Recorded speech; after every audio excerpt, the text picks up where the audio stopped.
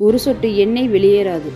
Hormuz ஜலசந்தி மூடல், உலகத்துக்கே check வைத்த ஈரான். இதுதான் அமெரிக்கா கூறிய மீட்பு. 165 குழந்தைகளை புதைக்க தோன்றிய குழிகளின் படத்தை பகிர்ந்த ஈரான்.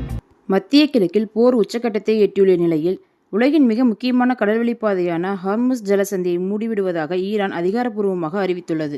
ஈரானிய புரட்சிகர பாதுகாப்பு படையின் மூத்த தளபதி பிரிகேடியர் ஜெனரல் இப்ராஹிம் ஜபாரி இந்த அதிரடி அறிவிப்பை வெளியிட்டுள்ளார்.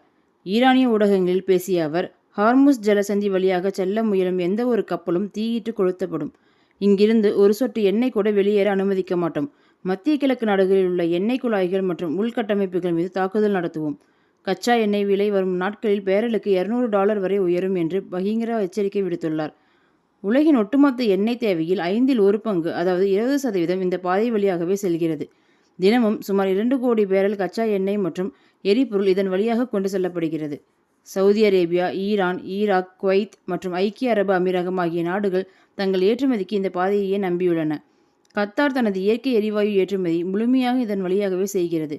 எனவே இவை அனைத்தும் கடுமையாக பாதிக்கப்படும். கச்சா எண்ணெய் தட்டுப்பாட்டால் இந்தியா உட்பட உலகம் முழுவதும் பெட்ரோல், டீசல் விலை விண்ணை முட்டும் என்பது குறிப்பிடத்தக்கது. இதுதான் அமெரிக்கா கூறிய மீட்பு. 165 குழந்தைகளை புதைக்க தோன்றிய குழிகளின் படத்தை பகிர்ந்த ஈரான். தெற்கு ஈரானின் மினாப் நகரில் செயல்பட்டு வந்த சஜரே தயவா என்ற பெண்கள் ஆரம்ப பள்ளி மீது சனிக்கிழமை காலை தாக்குதல் நடத்தியது அமெரிக்கா மற்றும் இஸ்ரேல்.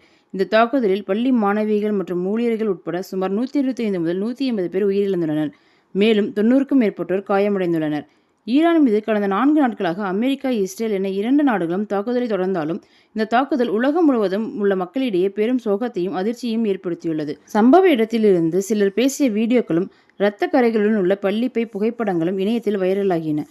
இஸ்ரேலிய ராணுவம் இந்த தாக்குதல் குறித்து தங்களுக்கு எதுவும் தெரியாது என்று கூறியுள்ளது. அமெரிக்கா தரப்பில் அமெரிக்கா பள்ளிகளை குறிவைக்காது, இது தொடர்பாக விசாரணை நடத்தப்பட்டு வருகிறது என தெரிவிக்கப்பட்டுள்ளது.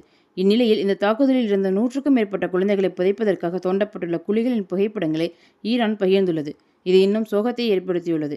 இந்த புகைப்படங்களை எக்ஸ் தளத்தில் பகிர்ந்த ஈரான் வெளியுறவுத்துறை அமைச்சர், அமெரிக்க இஸ்ரேலிய குண்டுவீச்சில் ஒரு தொடக்கப்பள்ளியில் கொல்லப்பட்ட 160க்கும் மேற்பட்ட அப்பாவி சிறுமிகளுக்காக தோண்டப்பட்ட கல்லறைகள், அவர்களின் உடல்கள் சிதைக்கப்பட்டு உருக்குலைந்து போயுள்ளன. மிஸ்டர் ட்ரம்ப் வாக்களித்த மீட்பு என்பது நிஜத்தில் இப்படித்தான் இருக்கிறது. காசா முதல் மினாப் வரை அப்பாவி மக்கள் கொடூரமாக கொல்லப்படுகிறார்கள் என குறிப்பிட்டுள்ளார்.